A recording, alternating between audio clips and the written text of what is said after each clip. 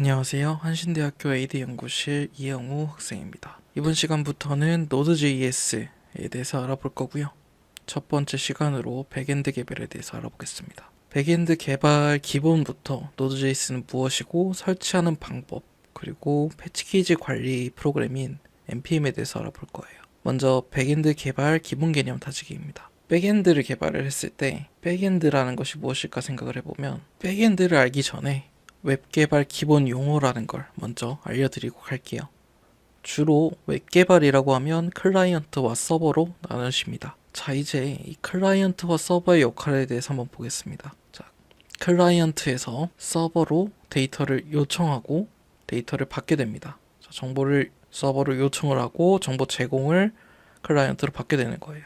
이 클라이언트와 서버의 역할을 음식점으로 비유를 해보겠습니다. 클라이언트는 웹사이트를 보고 정보를 요청하며 서버에 정보를 만들어 고객에게 제공한다고 돼 있어요. 자, 이걸 음식점에 한번 비유를 해보겠습니다.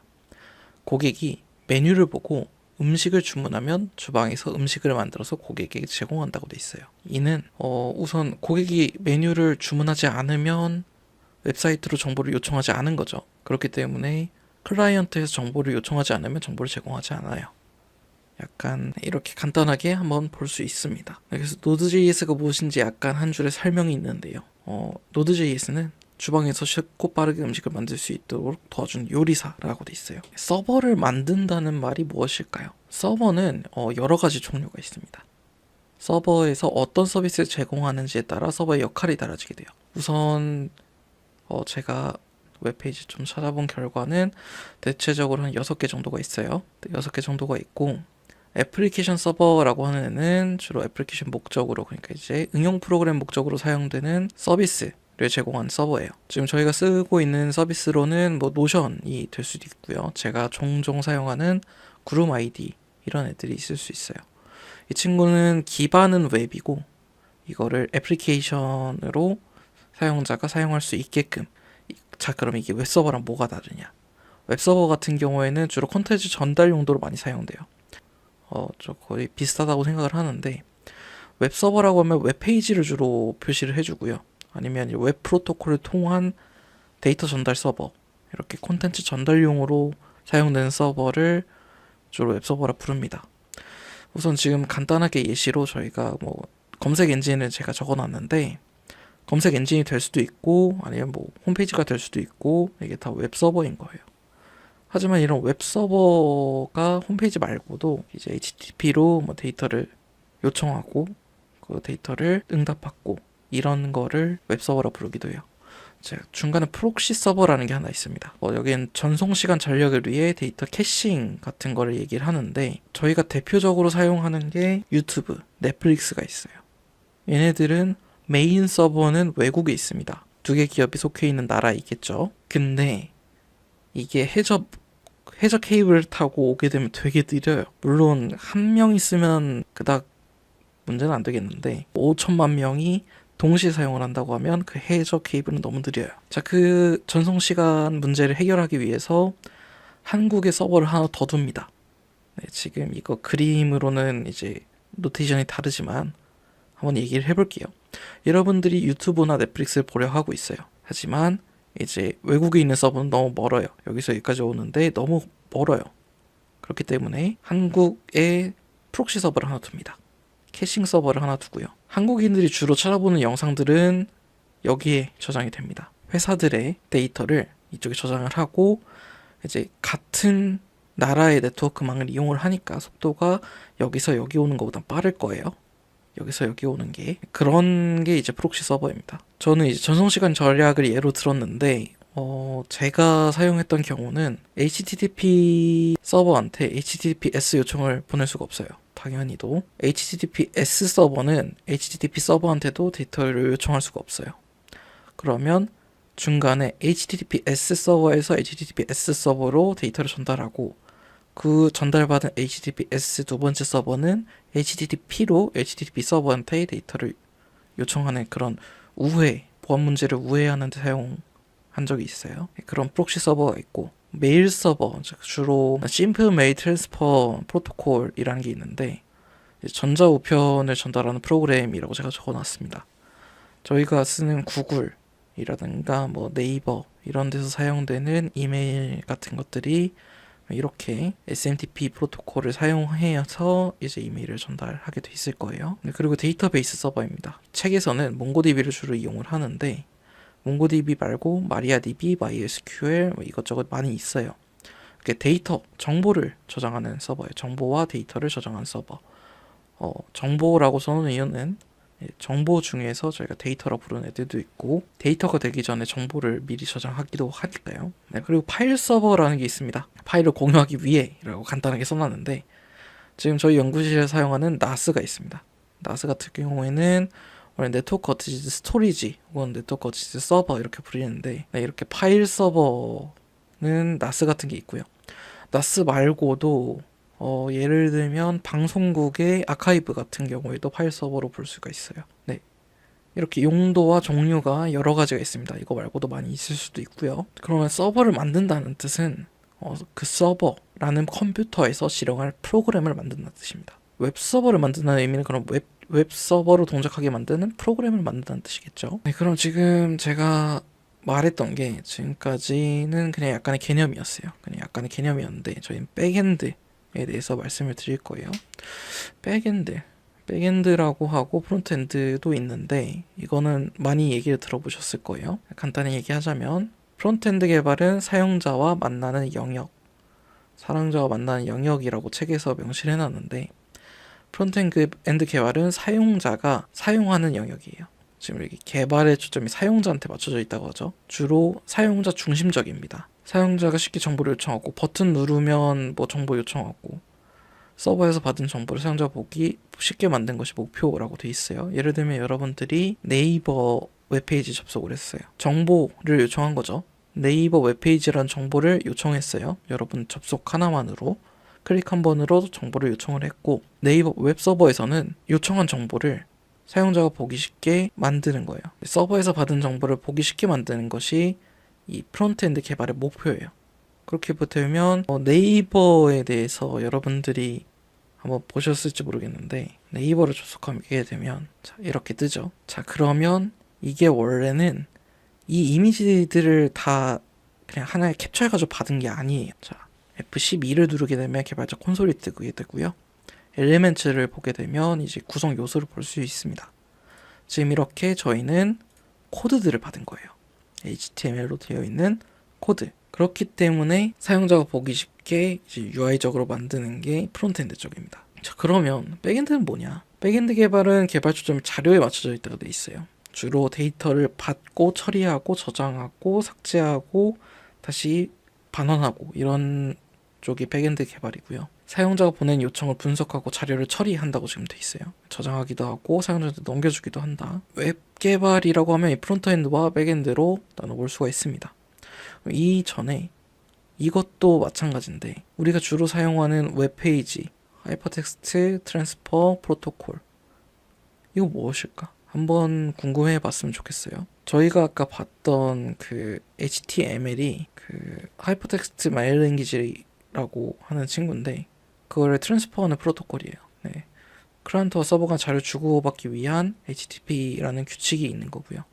백엔드 개발을 위해서 HTTP를 알아야 된다고 해요. HTTP 프로토콜을 받아야 되니까 여러 가지 요청들이 있는데 이 요청에는 뭐 버전, URL, 주소, 삭제를 할 건지 뭐 불러오기를 할 건지에 대한 헤더와 요청하는 본문 등이 HTTP 요청에 들어가 있고요. 응답에는 이제 스테이터스 코드와 막 그런 여러 가지들이 들어가 있어요. 대부분 헤더로 감싸져 있고 그거를 이제 파싱해서 주로 사용하게 되는데 우선 이게 한번 OSI 7 레이어를 한번 말씀드리고 싶어요.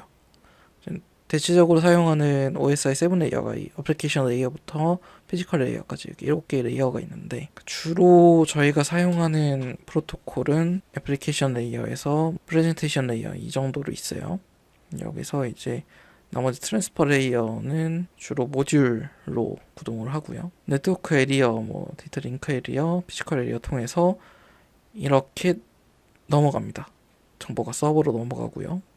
서버에서 정보를 다시 받을 때도 이 피지컬 레이어 이거 따라서 올라갑니다. 이 레이어 계층 구조를 맞춰야 되는 거예요.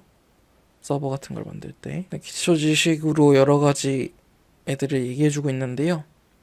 지금 Node.js가 무엇인지 간단히 설명하는데 뒤에서 말씀드릴 거고요. 익스프레스라는 프레임워크가 있습니다. Node.js에서 제공하는 패키지 같은 건데요. 이 패키지를 이용하게 되면 서버를 만드는 과정을 좀 편리하게 할 수 있어요. 몽고DB 같은 경우에는 데이터베이스인데 그 몽고DB 말고도 여러 가지 형식이 있고요. 형식이라고 하면 API라는 것도 있습니다. 어플리케이션 프로그래밍 인터페이스라고 불리고요. API 같은 경우에는 프로그램상의 언어가 다르다면 서로 뭐 변수 같은 거로 전달하기가 좀 어려울 거예요. 그렇기 때문에 API라는 걸 만들어서 이제 하나의 규칙을 만드는 겁니다. 이 규칙을 통해서 데이터를 요청하고 전달받고 이런 게 API예요. 드디어 시작합니다. Node.js는 무엇일까? Node.js라는 애는 자바스크립트라는 언어를 인터넷 브라우저가 아니라 외부에서 실행할 수 있도록 만드는 자바스크립트 런타임이에요. 자, 그럼 이 런타임이라는 게 뭘까라고 생각을 하면 런타임은 뭐 별거 아닙니다. 그냥 실행하기 위한 환경이라고 생각을 하면 돼요. 간단히. 그 다음에 이 친구를 어떻게 돌리냐면 크롬 브라우저 안에는 V8이라는 엔진이 들어가 있어요. 지금 모든 브라우저에 애플 사파리 아니면 리눅스에 들어가 있는 파이어폭스 그런 애들 같은 경우는 주로 각자의 엔진을 갖고 있어요. 그 중에서도 크롬 V8 엔진을 사용해서 노드라는 자바스크립트 언어를 C 언어로 변환해가지고 한번 돌리는 역할을 해요. Node.js라는 게 그렇게 돌아가는 애고, Node.js의 장점, 지금 여기 적어둔 Node.js의 장점 같은 경우에는 저자가 적어둔 거로는 하나의 언어로 프론트엔드, 백엔드 개발이 가능하다고 해요. 이유로는 원래는 프론트와 백엔드 언어가 달랐어요. 자바스크립트 쓰던 프론트엔드와 자바, PHP, 루비, 파이썬을 사용하면 백엔드가 Node.js의 등장으로 언어 장벽이 무너졌다고 말씀을 하시더라고요. 하지만 엄밀히 말하면 이 자바스크립트와 Node.js는 같은 언어는 아닙니다. 네. 물론 언어에 대한 그 형식이 비슷하기 때문에 두 개를 함께 공부하면 편하긴 할 거예요. 그리고 개발자 커뮤니티가 크고 다양하다고 했는데 이거는 저희가 아시다시피 파이썬에서도 개발자 커뮤니티가 가장 크고요. C 언어 같은 것도 마찬가지, 자바도 마찬가지로 커뮤니티가 크게 형성되어 있습니다. 그렇기 때문에 문제가 발생했을 때 커뮤니티를 통해서 개발자들끼리 문제 해결을 할 수 있어요. 그러면 좀 빠른 시간 내에 집단지성을 이용해서 문제를 해결할 수가 있겠죠. 그리고 서드파티 모듈이 많다고 했습니다. 이것도 개발자 커뮤니티가 크다는 거와 같은 영역으로 보면 돼요. 근데 제가 생각하는 이 Node.js의 진짜 장점은 비동기식 입출력이라고 생각합니다. 비동기식 입출력이 뭐길래 그게 장점이라고 생각하냐 라고 생각하시는 분들이 있을 거예요. 비동기식 요청이라고 하면 지금 노테이션이 반대로 됐는데 여기가 동기식이에요. 여기가 동기식이고 여기가 비동기식입니다. 자, 먼저 파일을 읽어오는 프로그램이에요. 파일 읽는 프로그램에서 파일을 읽기 요청을 보내게 되면 파일을 준비하고 처리해서 데이터를 보내주는 데까지의 시간, 지금 이 시간선에서 공백이 생겨버립니다. 이게 동기식의 문제점이에요. 처음에 실행했던 코드가 실행이 완료돼야지 다음 코드를 실행할 수가 있어요. 하지만 이 비동기식 같은 경우에는 이게 아닙니다. 요청을 날리면 다른 스레드에서 다른 작업을 할 수가 있어요. 그러면 시간이 오래 걸리는 작업이 있을 때 굳이 이걸 따로 스레딩 같은 걸 통해서 서버 프로세스를 만들지 않아도 저희가 쉽게 비동기식 개발을 할 수 있는 게 자바스크립트의 장점이라고 저는 생각을 합니다. 지금 여기서도 보여주고 있어요. 이 파일을 리드하는 거에 대해서 시간이 걸리는 동안 다른 작업을 할 수가 있다. 이런 게 가능하다가 Node.js, 자바스크립트, 비동기식의 장점이라고 생각을 합니다. 자, 노드 자바스크립트 설치하는 방법에 대한 걸 보여드릴 건데 간단합니다. 두 개만 알려드릴게요. nodejs.org에 접속하시면 이렇게 두 가지 선택지가 나옵니다. ATS 버전과 커런트 버전이 나오는데 주로 ATS 버전을 많이 이용을 하고요. 여러분들이 서비스를 하는 입장이라면 ATS 이용을 하고, 만약에 여러분들이 지금 서비스를 만들 게 아니라 무슨 프로그램을 만들 거예요. 예를 들면 모듈 같은 걸 만들 건데 최신 버전에 대응하게 만들어야 돼요. 그러면 커런트 버전을 사용하는 게 맞습니다. 두 가지 버전을 설치해서 번갈아 가면서 쓰면 되지만 LTS와 커런트의 그 의미를 알고 맞춰서 사용을 해야 됩니다. 네, 그리고 개발 환경인데 개발 환경은 저희는 비주얼 스튜디오 코드를 이용할 거예요. 그 전에는 비주얼 스튜디오가 출시되기 전인 활성화되기 전이죠. 17년도, 18년도 그때는 브라켓을 주로 썼었어요. 저는 아톰을 많이 썼고요. 아톰 같은 경우에는 주로 에디터 용도로밖에 안 쓰기 때문에 지금 브라켓과 그 VS 코드 같은 경우에는 이렇게 모듈 같은 걸 설치해서 언어의 개발 환경 같은 걸 구축할 수 있게 되어 있습니다. 네, 근데 지금 작업 폴더 추가하기라는 내용이 책에 있었는데 책에서는 이 ABC 방법으로 설명을 했어요. 근데 이 방법 말고도 다른 방법이 있어서 하나 설명을 드립니다. 노드 비주얼 스튜디오 코드를 설치를 할 때 지금 여기 보이시는 코드를 열기 이 옵션이 비활성화돼 있을 거예요. 이 옵션을 활성화한 다음에 설치를 하게 되시면 여러분이 열려는 폴더에서 오른쪽 클릭을 했을 때 코드로 열기라는 옵션이 생깁니다. 그럼 이렇게 열면 해당 폴더로 프로젝트 폴더가 열려요. 이거 말고 저자가 설명하는 방법은 그냥 VS 코드를 열었을 때 원래 대부분 VS 코드를 열게 되면 마지막으로 사용했던 프로젝트가 열리기 때문에 이 화면이 안 보일 수도 있어요. 이럴 때는 지금 파일에 뉴 윈도우를 누르면 지금 저희 화면에 나오는 VS 코드가 나올 거고요. 여기서 오픈 폴더 이 세 가지 방법이 있는데 아무거나 하시면 돼요. 이렇게 하시면 이렇게 폴더 선택하는 게 나올 거고 해당 폴더를 선택해 주시면 해당 폴더로 프로젝트가 열리게 됩니다. 그러면 이제 프로그래밍 언어 수업에 대한 꽃이죠. 시작을 의미하는 헬로 월드를 한번 해보겠습니다. 헬로 월드를 위해서 .js라는 확장자로 새로운 파일을 한번 만들어 보겠습니다. 저는 helloworld.js라고 만들었고요. 지금 여기 보시다시피 코드를 작성해 봤습니다. 함수를 이용해서 hello라는 함수를 실행했을 때 누구누구님 안녕하세요라는 출력을 내보내는 간단한 함수입니다. 자, 이걸 실행을 하게 되면 helloworld.js를 실행을 했을 때 홍길동님 안녕하세요라고 뜨게 되겠죠. 이 부분 홍길동을 바꾸게 되면 해당 단어로 바뀌게 될 겁니다. 자, 헬로 월드까지 됐습니다. 헬로 월드까지 됐는데 아까 npm에 대해서 얘기를 했어요. npm은 무엇일까에 대해서 얘기를 하고 간단한 사용 방법에 대해서 설명을 드릴게요. 패키지 관리는 npm으로 해요. 시작하겠습니다. npm이란 무엇일까요? npm은 노드 패키지 매니저라는 말의 약자고요. 주로 자바스크립트 라이브러리를 비롯해서 여러 가지 패키지를 사용할 수 있게 해줘요. 저희 파이썬으로 치면 pip 같은 거라고 보시면 돼요. 노드.js 설치할 때 npm도 설치되는데 이게 주로 윈도우만 그럴 거예요. 제가 맥이랑 리눅스를 동시에 쓸 때 npm이 설치되지 않은 경우가 종종 있었습니다. 이거는 노드.js 홈페이지에서 설치 지침을 참조해 주시고요. 필요한 패키지가 무엇이 있나는 npm.js.com에서 찾아보실 수 있습니다. 여기서 보시게 되면 이제 내가 어떤 기능을 필요로 한다 했을 때 여기서 검색을 해보시면 되고요. 주로 뭐 구글 같은데 검색을 해도 나는 이런 모듈을 써서 이런 패키지를 써서 이 문제를 해결했어요. 이런 글 보고 설치하셔도 됩니다. 자, 지금 여기 npm을 초기화하고 하는 게 있는데 이게 정확히는 프로젝트 초기화라고 생각을 하시면 돼요. 현재 패키지에 대한 정보를 입력하고 그런 거에 대한 건데, 자, 이제 보시게 되면 지금 프로젝트 폴더의 루트 디렉토리, 저는 프로젝트 1 001이라는 폴더가 제 프로젝트 폴더예요. 루트 디렉토리이기 때문에 여기로 체인지 디렉토리에서 이동을 했고요. 그 다음에 npm init을 쓰게 되면 처음에 이게 패키지 네임까지만 나올 거예요. 자, 이 설명을 간단히 1, 2, 3번으로 하면 npm 초기화 명령을 사용하게 되면 정보 입력칸이 나오고 정보 입력이 완료되면 작성된 정보를 확인하는 란이 나옵니다. 일단 npm init을 했고요. npm init을 하고 나면 이제 패키지 네임이 지금 이거 폴더 이름으로 자동으로 들어가 있을 거예요. 만약에 이걸로 하기 싫다 그러면 뒤에다 적으면 돼요.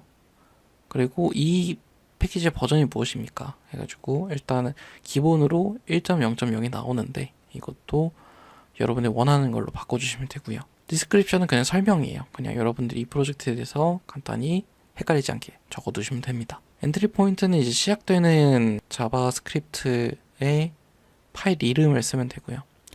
테스트 커맨드 같은 경우에는 테스트나 실행을 할 때 사용되는 명령, 옵션 같은 것들을 지정할 수가 있어요. Git 리포지토리 같은 경우에는 만약에 이게 GitHub와 연결이 돼 있다 라고 하면 저장소를 지정을 할 수가 있고요. 나머지 키워드 author license 지정하게 되면 작성 정보를 JSON으로 보여줍니다. 이게 맞다 해서 엔터 치게 되면 다시 명령창이 활성화되고요.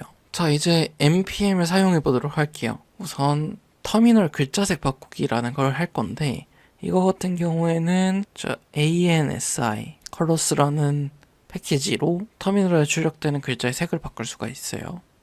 예시로 한번 보여드리겠습니다. 만약에 이렇게 인스톨을 완료했다라고 하면 지금 found 제로 이렇게 나오죠.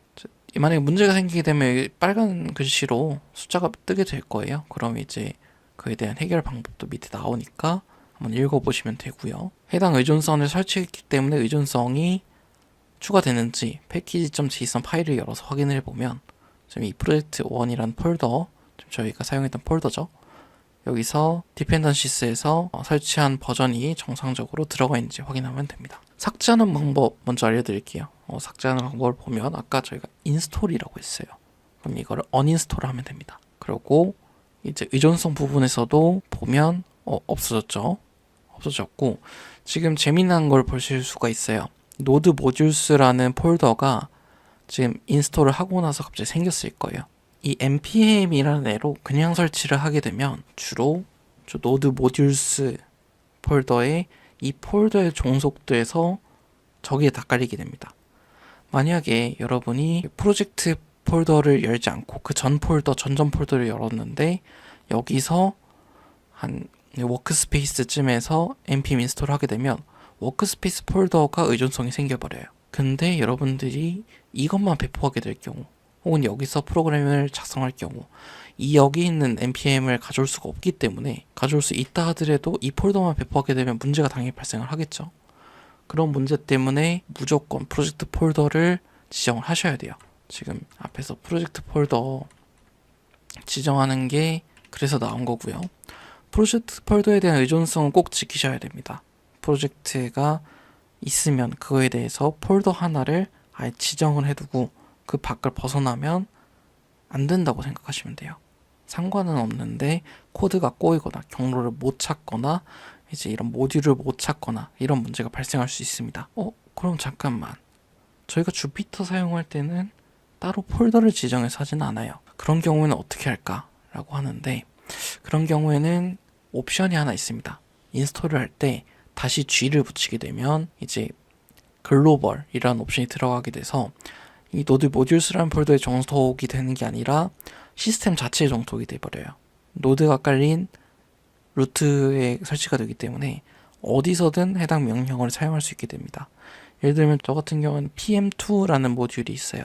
주로 서버가 꺼졌을 때 다시 재실행을 해주고 이제 백그라운드 서버가 돌아갈 수 있도록 해주는 패키지인데, 그거는 나중에 시간 될 때 말씀드리도록 할게요. 그럼 저희가 글자색 바꾸기로 한번 했었죠. 인스톨을 안 하셨다면 그냥 그대로 넘어가시면 되고요. 인스톨 하셨다면 죄송하지만 다시 설치해 주세요. 자, 보겠습니다. C라는 애로 상수를 하나 정의를 했고요. require 해서 ANSI colors.라는 애를 가져왔어요. C라는 애에 이 애가 생긴 거예요. 저희 파이썬으로 따지면 import ANSI colors as C라고 한 거예요. 자, 그러고 이제 콘솔 로그를 통해서 이 C를 사용해서 빨간색으로 할 거야. 뭐를? 이 헬로 월드라는 애를. 두 번째로는 함수를 사용한 방법인데 난 그린으로 할 거야. 헬로라는 애랑 이 name이라는 단어를. 자, 그러면 둘 다 첫 번째는 레드였고 두 번째는 그린이었어요. 자, 레드, 그린으로 잘 실행이 됐죠. 이렇게 간단하게 Node.js가 무엇인지, npm이라는 애는 무엇인지, 그걸 사용하는 방법과 이제 백엔드, 프론트엔드에 대한 개념, 그리고 서버, 클라이언트에 대한 개념을 말씀드렸습니다. Node.js 세미나 많은 시청 바랍니다. 감사합니다.